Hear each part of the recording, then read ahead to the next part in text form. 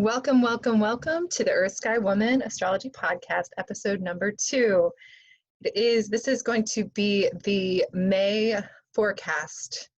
And today, of course, is Beltane. It's the day we commonly celebrate as Beltane. So hopefully you all will have an opportunity to accomplish some kind of ceremony to whether it be on your own, planting a beautiful plant, celebrating the fertility of the season, just spending time out underneath the sky. I know here we have the trees are really waking up. The oak trees are finally putting on their little tiny leaves. So just know as well that if this weekend, for whatever reason, you're not able to really take that time to observe Beltane and the ceremonies for that the exact astrological Beltane, the point when the sun is exactly between the spring equinox and the summer solstice in terms of the balance of day and night, is going to be this next Wednesday, May 5th. And then the 7th is lunar Beltane, which was also commonly celebrated in ancient times. So those are two really powerful times to celebrate Beltane, as well as this weekend. So, wow, what a big month we are in. Before I dive into the astrology and into the underlying currents of the weeks to come, I just want in every one of these first initial episodes to speak a little bit into the intent of Earth Sky Woman, who she is, how she came to be. And so today I'm going to just share for a moment who this goddess, this painting you see on my wall, actually, who she is, who I know you've seen her, of course, because she's the logo, she is the presence that really holds all of this together. And she is a painting that I created over the period of 3 months as part of my she's a talisman that really holds a lot of the medicine for me of 4 years of kind of a shamanic boot camp, a healing crisis period in my life, which really that period it forms the basis for even the reason I wanted to create this group in the first place. So I worked with a wonderful and amazing and gifted artist friend, Trisha Dietrich, here in Columbia, Missouri, who led a very small group of us in creating our talismanic goddesses. And so that's how Earth Sky Woman appeared. She came to be, and there are many layers beneath who you see there. She has some of my last menstrual blood. I first initially put on that painting, and also many other layers, including grandmother spider and other energies and other guides for me who have been absolutely essential in this time. So what you see there is really, you see, feel, know the medicine that she is, kind of the medicine at the core of what's constellated in me over the course of my own initiation and rebirthing process over the last number of years.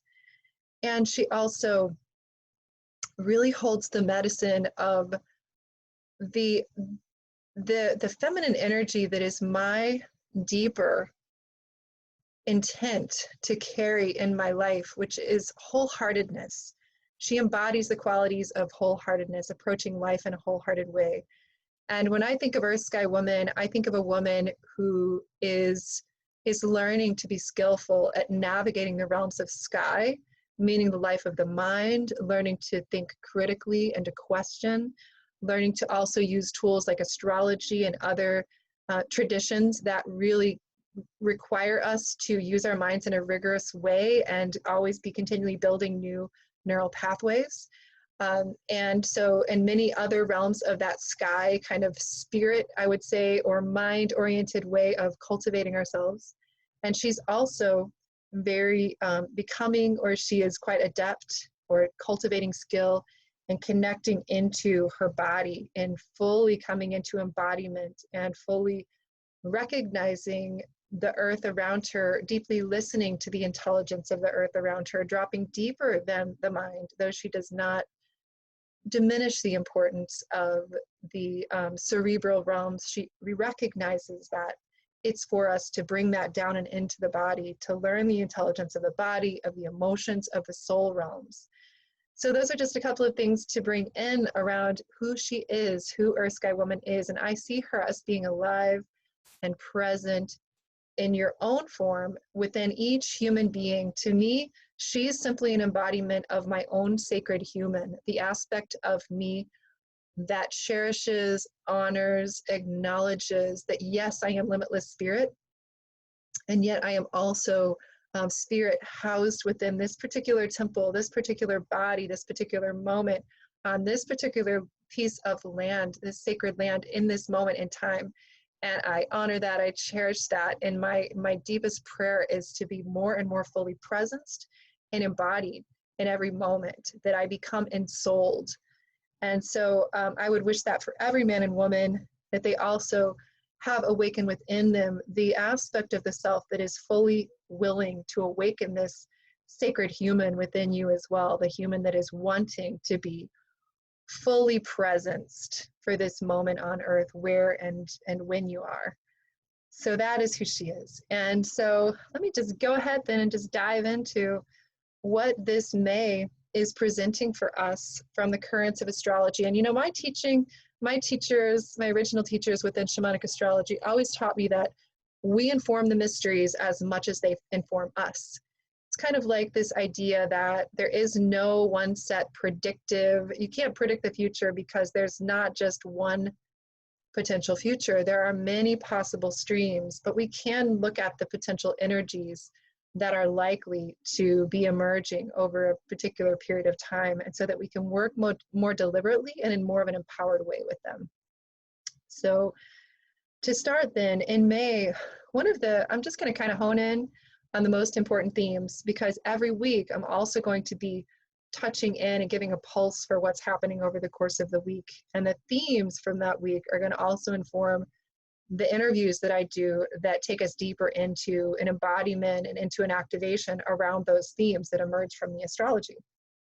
So the first big occurrence this coming month, beyond the reality that we're stepping into Beltane and all of the potent energies of that, the really beautiful, fertile, Taurian mysteries of that, which I would just actually say, it's really vital to acknowledge that this lunar cycle, that the new moon that was just last week, was conjunct, or very close to conjunct Uranus. And so the sun and the moon were very close to the planet Uranus.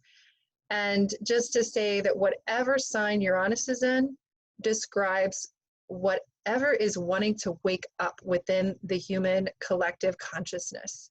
And Uranus is pretty early into the degrees of Taurus. And the way I've been seeing that is that we are all collectively as human beings awakening to this deeper recognition, remembrance, renewal, and dreaming forward of our place as what I refer to as eco-sapiens. It's like this remembrance of that intelligence that lives inside of us, that connects us to and the intelligence of Gaia, with the intelligence of the earth, and that we are remembering how to listen deep, to listen deeply to the more than human realms around us, to listen once again to the language of the stars, of the sun, of the moon, of the planets, of the plant people, of the trees, of all the other forms of life around us. We're learning. We've been a bit amnesiac. We have been in the age of great forgetting. And so it's time for us to reconnect, to rewire our intelligence so that it's sourced by, in harmony with, attuned to the intelligence of the earth. And my sense is that actually is what enables us to activate our full potential as a species. So that is something that's really profoundly triggered this month, because the new moon and then the sun a couple days later was conjunct Uranus. That was last weekend, the 26th. So we're still that electrical, alive, kind of ecstatic earth experience energies infuses this entire week of Beltane and the entire month, really, through to the full moon and the next lunar cycle with the new moon in Gemini. So that's kind of a larger current that runs through this month. One of the really big activations now that's happening that we've been looking for really over the last, from the beginning of the year, we've been, as astrologers, we've been talking about this, we've been looking at this, is that about every 2 years, we shift from the lunar nodes, which has to do with the relationship between the moon and the sun and where the orbits of those two bodies come together. The nodes are incredibly important within Chinese and Vedic astrology and within Western astrology as well. They're often used for prediction, for example. The nodes are shifting from the signs of Cancer and Capricorn to Gemini and Sagittarius. So that's a big event. That actually happens between May, I believe May 4th and 5th, depending on your time zone. And so that's when the nodes, they move backwards, you could say. So we're going from 0 Cancer North node, 0 Capricorn South node, to 29 Gemini North node and 29 Sagittarius South node. So there's an ingress, or there's a shifting, there's a massive change that's happening that we can feel in the field this month. That's one of the biggest events. So first of all, just what I'll point out about that is that there is the nodes within Vedic astrology. It's understood to be the head of the dragon and the tail of the dragon. So the head of the dragon is the north node, and the tail of the dragon is the south node. And the head of the dragon, the north node, has to do with humanity's collective destiny point. It has to do with how it is that we realign collectively. Humanity realigns with our original intent. What is our original intent as a species? Or you could say it has to do with true north for the collective. So we can look at the north node, and we can also look at Jupiter as kind of the spiritual trajectory to say, if we as individuals and a human collective choose to rise up into the most healthy, whole, regenerative energies of these signs, then this is going to take us where we need to go. It's going to take us through the rough waters that we may find ourselves in. So the North Node has been for the last 2 years in the sign of Cancer. And being in the sign of Cancer, you could say the last couple of years, through these very rough waters, the tools, the awareness, the collective learning we've been doing has been, the leading edge has really been around how it is that we navigate our feelings, how we navigate the realm of emotion, how we awaken the inner mother, we connect into that mother force that lives within each one of us, so we can begin to more deeply nurture ourselves and nurture the world around us. So we can actually remember the great mother as the source of all love, of all energy, whether you see her as the Holy Ghost or the Great Void, or again, the ultimate divine feminine. I was just speaking several months ago to this beautiful indigenous elder who is creating a pedagogy for Mother Earth, and he's bringing together other indigenous groups in South America to articulate what the core principles and viewpoints are for indigenous peoples. Like, what are within their languages, within their belief systems, what are kind of universal principles that bridge these cultures? And he said, and I asked him, I'm going all over the place here. This is kind of how my Gemini mind works. So if you're a divergent thinker, you're gonna come with me, and if not, I will do my best to assure you that I always come back around.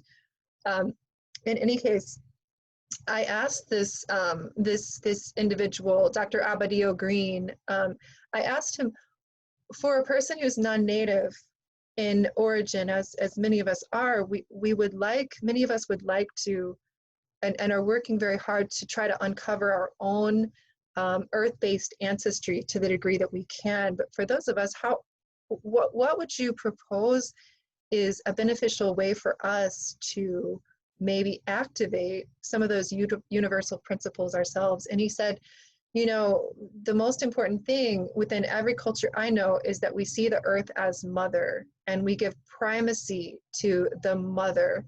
And so he says, every one of us is born from a mother. And so we need to remember that, and we need to honor and reverence Mother Earth. We need to honor and reverence the mothers in our communities. And I would also add to that the mother inside of ourselves. We need to bring her alive so she can continue to nurture us through these stages of profound cultural and species level development that we're going through.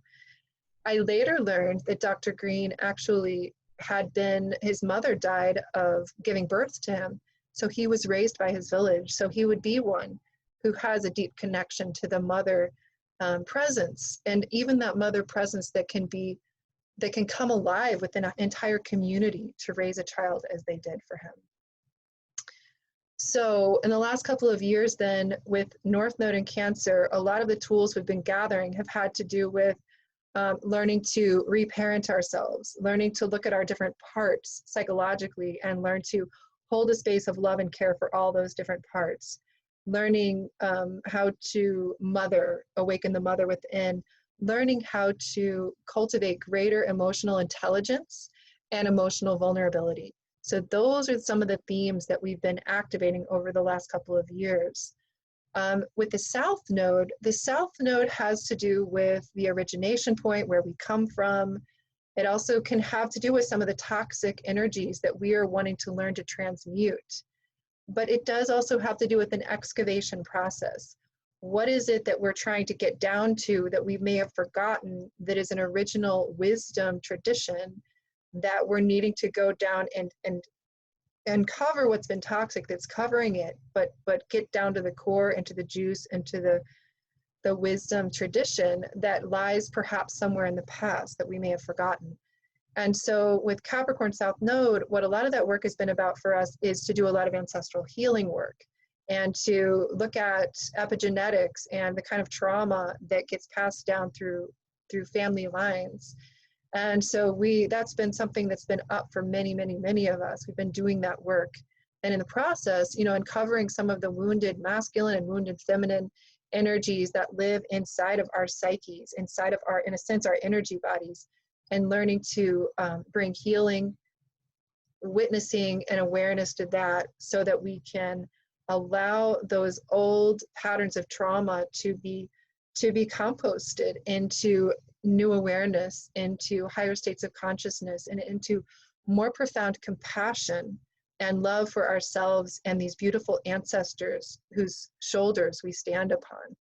So those two threads here are what have been active for us. And so it's important to understand that when we shift, when the nodes or a planet shifts from one sign to another, in this case 2 signs to 2 new signs, that it's time for us to, that it's not like that's all done and over. It's more like now we have an opportunity to anchor the wisdom and the insight of those practices, those teachings that we've been learning to embody, that we've been working, and to bring those forward into the next mystery teachings that we're dropping into.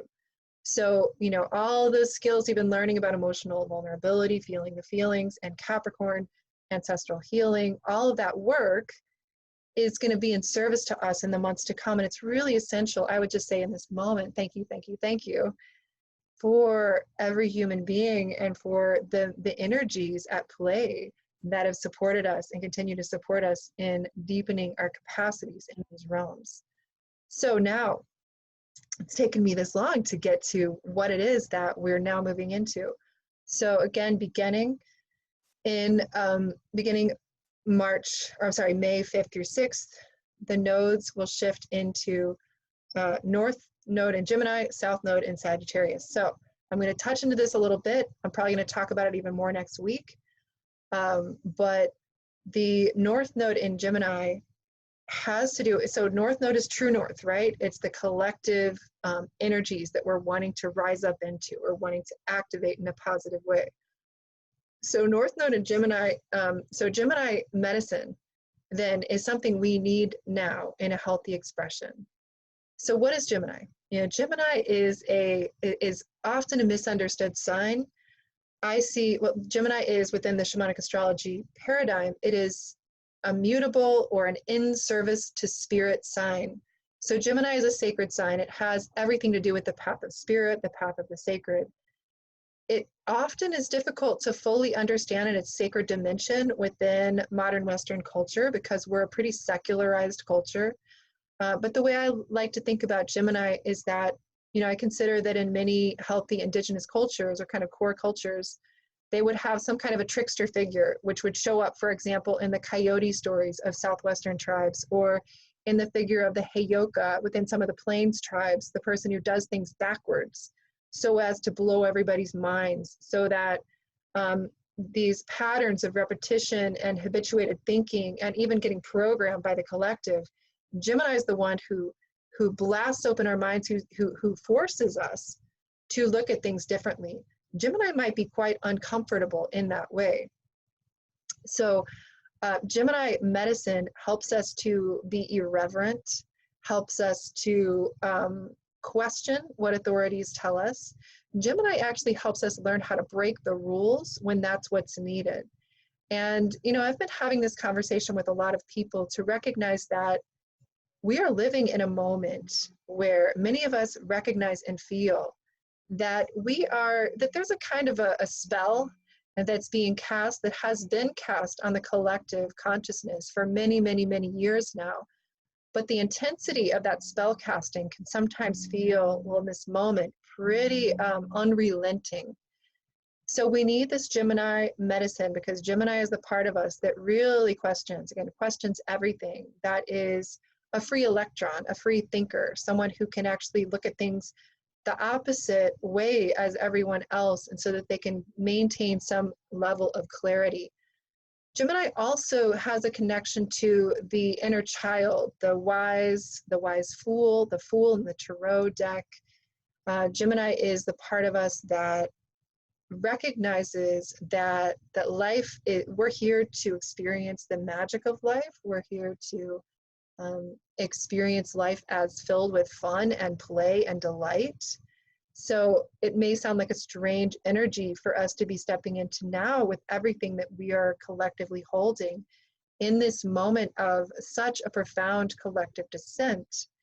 But in fact, and I want to preface this by saying, when we have been and continue to be willing to do the soul work, invited and strengthened by Cancer North Node, of cultivating an awareness of what we're feeling in the moment and being responsible stewards for our inner instinctual selves and our inner child, when we are willing to continually do the work to know what's happening in the field of our emotion, which is our greatest source of power and potency actually as humans, and when we're also simultaneously willing to work with the mysteries of Saturn and Pluto conjunct in Capricorn, which, this particular cycle, arguably, if you consider the nodes of those planets, you consider other factors, is a cycle that is at least 5, if not 6,000 year old cycle. It's a massive cycle.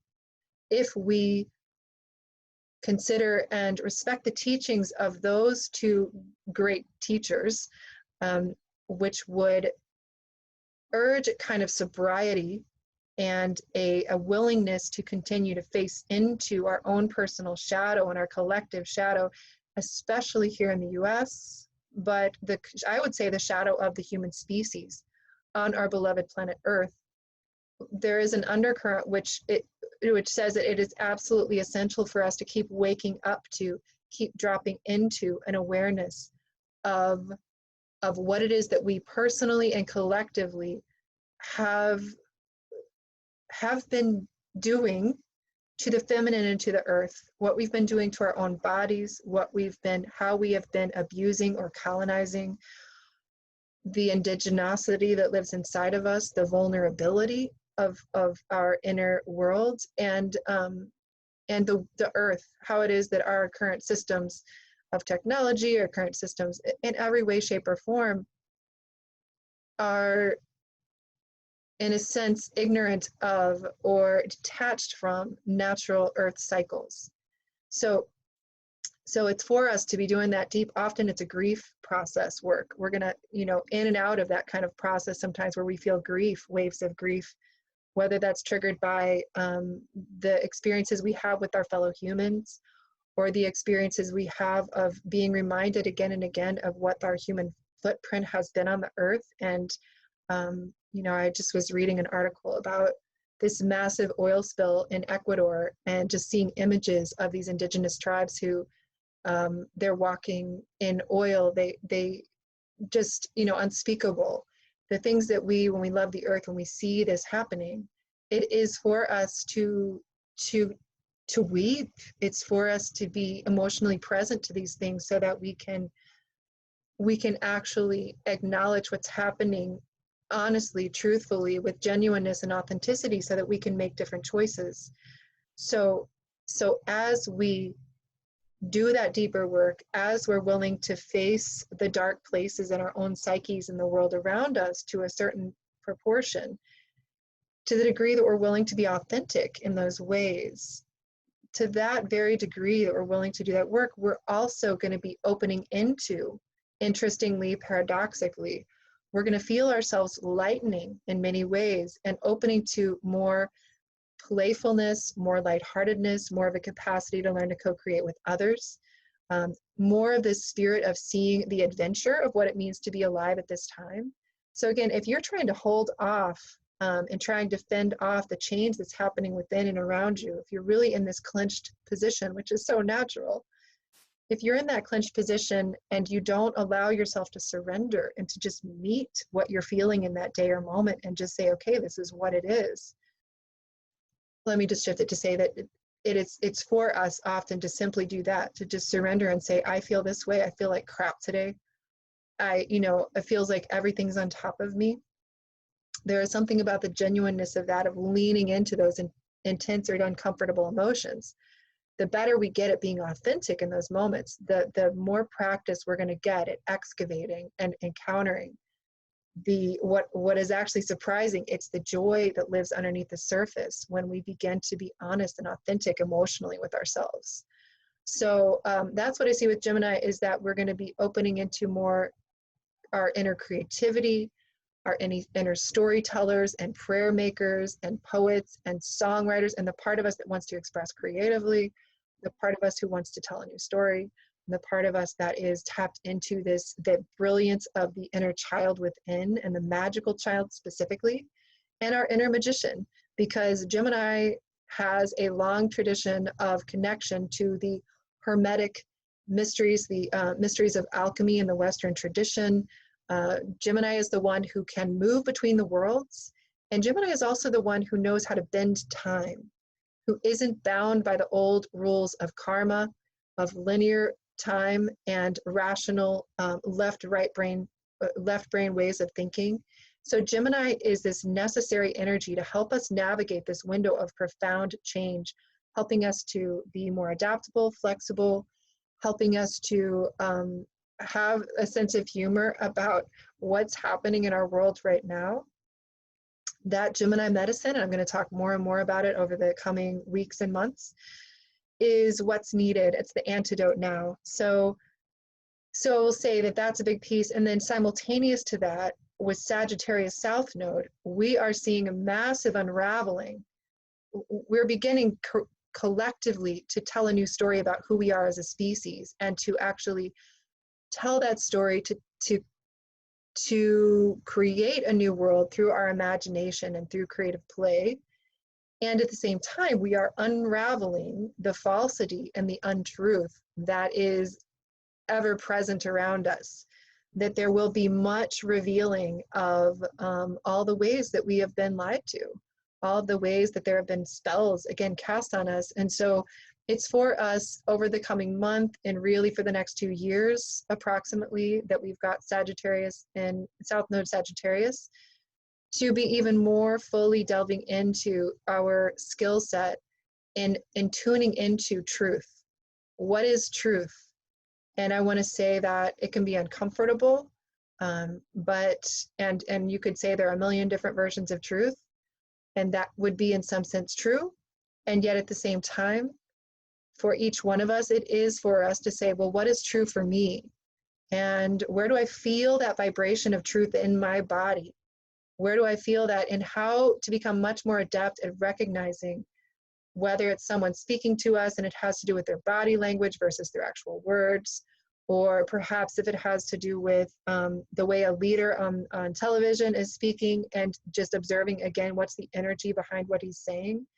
And also learning when and I recommend titrating the news and not being absorbed in it all the time. But when we do, in a good, healthy way to know kind of what's in the field, when we scan the internet or we watch the news, whatever we do, to be always cultivating and honing our own intuitive capacities to tune into what feels like truth and what doesn't. And again, there's this straddling of the line of the Gemini part that is going to be really good at gathering information and really going into many different sources and having a curiosity, which is really important to say, well, maybe this is true, and maybe that's true, and maybe the other thing is true. And yet there's going to be this necessity at some certain stages of saying, okay, but this is my truth. This is the truth that lives in my body, and this is what I'm going to actualize and embody and bring out into the world. There is a potent and powerful need for the feminine to be given expression. And, you know, Cindy Dale, an intuitive and energy healer I love, would say that the energy, the power center for the feminine, and so I would say, again, this is for men and women, and anyone, regardless of gender or not identifying with gender, the power center for anyone who wants to bring forward the feminine energies is the throat. And it is for us now to speak with the truth of the goddess. And in many cases, that's to speak from the wisdom and the intelligence of the earth herself. And if you want to know what she's thinking or what she's feeling or what she's saying, you know, it's to spend more time with her. And, you know, there are many of us, I'd say there's such irony for me saying that, you know, right now my roommates and my friends are outside and I'm inside, right? So there's plenty of irony also in all of this. However, spending time with the earth, connecting with her, to her, and so that the voice that we are connecting into, the intelligence we're connecting into, is equal, if not more, connected to the earth realms as it is to the technological systems that have emerged from human consciousness, which unfortunately over the last several thousand years has been in this kind of experiment of, let's see what happens if we try to separate ourselves out from the earth and see ourselves as superior, which of course in some ways makes no sense whatsoever. But so, you know, I received that as a message years ago, that it was important for me to try to spend as much time outside as I spend in front of the computer. And I won't say that that's true for me. It's not. Often in my work, I spend quite a bit of time in front of the computer, but it is always something that I aim for. And even as I'm saying this to you, that's an aim to spend more time outside. And when I don't, I have other things I do, like there are these herbs, cleavers. They're really sweet. They're really bright green. I love them because of their color and because of how they feel. And I put them in my water. If I don't have this, you know, I was making tea with dead nettle. That's something that helps with seasonal allergies.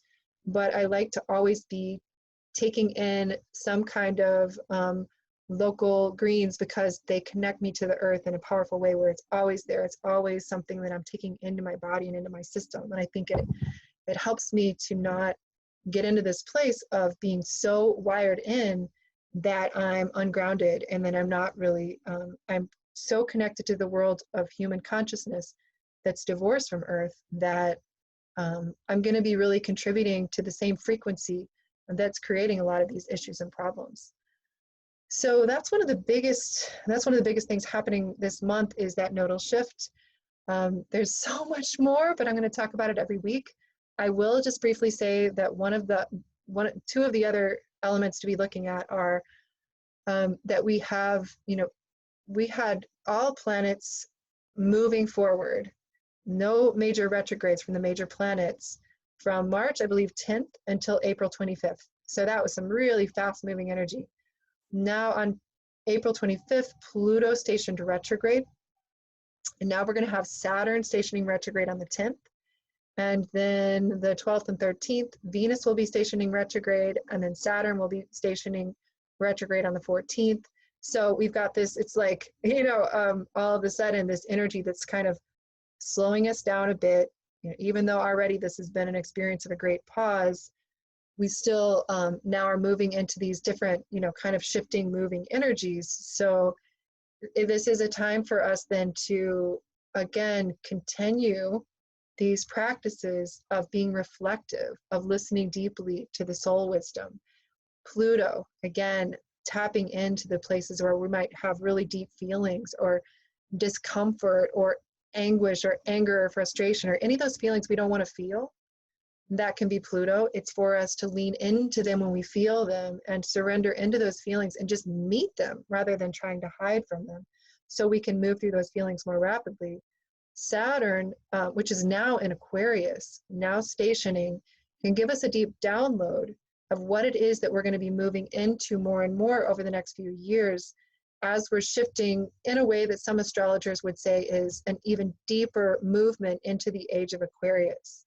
So that can include the opening of our consciousness to the actual new technologies, the new institutional forms and structures that can help us to create this new earth reality and new earth culture that will be in harmony with the earth, that will be that will truly foster and nurture the well-being of every human.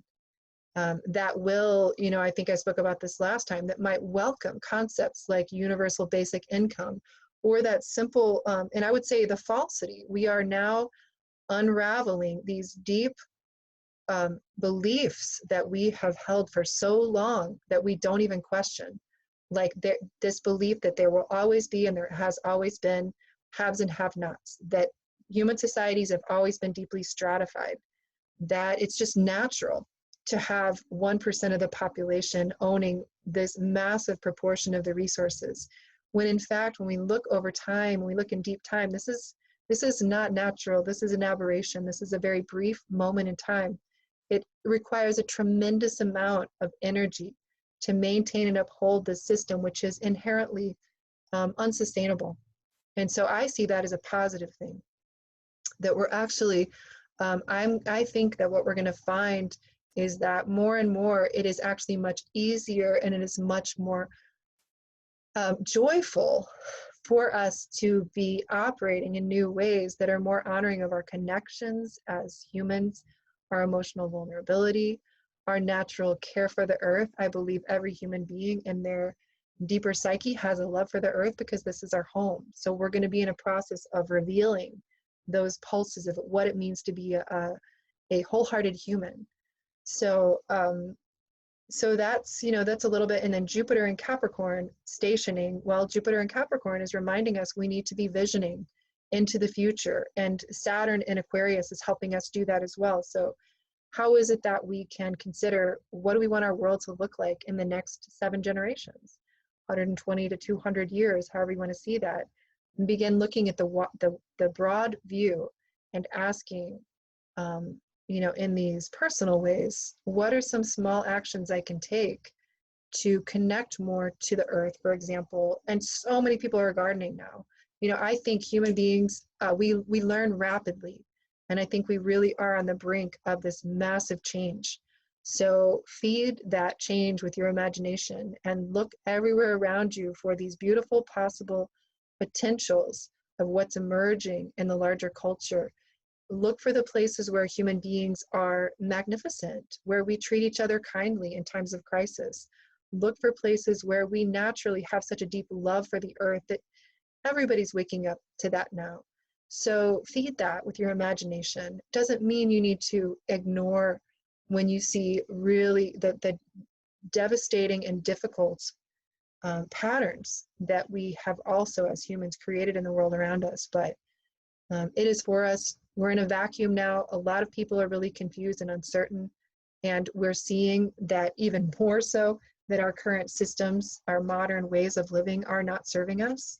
So in this vacuum, it's the time for us, each one of us who connect deeply to the earth and who have our own, who are deeply devoted to bringing more of the sacred into the world. It's for us to continue to